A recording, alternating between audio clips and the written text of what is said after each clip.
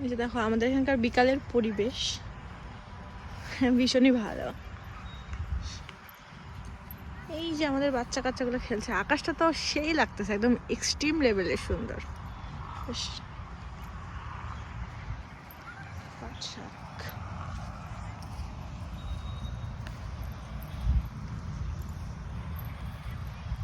আমার হালাত একটু খারাপ আছে, কারণ দেখতে বিশেষ একটা ভাল লাগছে না, চোখ মুখের অবস্থা খারাপ, এই হলো ব্যাপার। তো চলো তোমাদেরকে বাইরেটা আবার একটু দেখিয়ে দিই বাচ্চা কাচ্চা।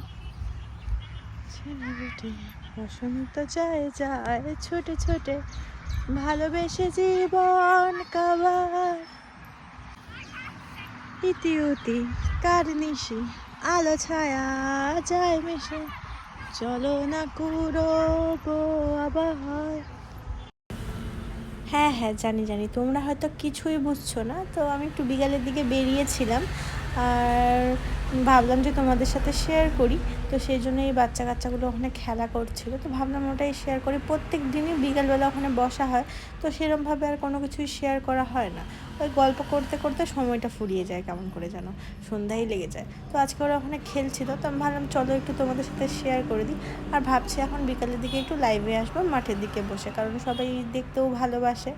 আর এই যে চলো আমি একটু হাঁটাহাঁটি করছি, আর মানে ভাবছি যে কি করব না করব, মানে সত্যি কথা বলতে কি একটু মানে মন মেজাজ খারাপ আছে আর কি। সব মানুষের মুড তো সবসময় ঠিক থাকে না।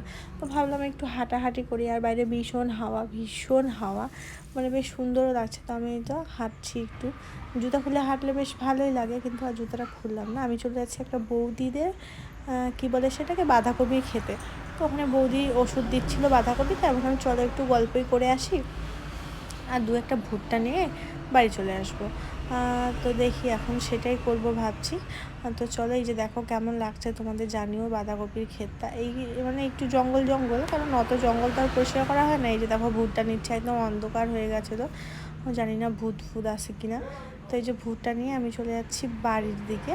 তো একদম অন্ধকার টাইপেরই হয়ে গেছিলো, একদম প্রপার অন্ধকার হয়নি, তাও হয়ে গেছিলো। তারপরে একদম আর কোনো কিছু শেয়ার করা হয়নি, চলে আসলাম একবারে কীর্তনের কারণে।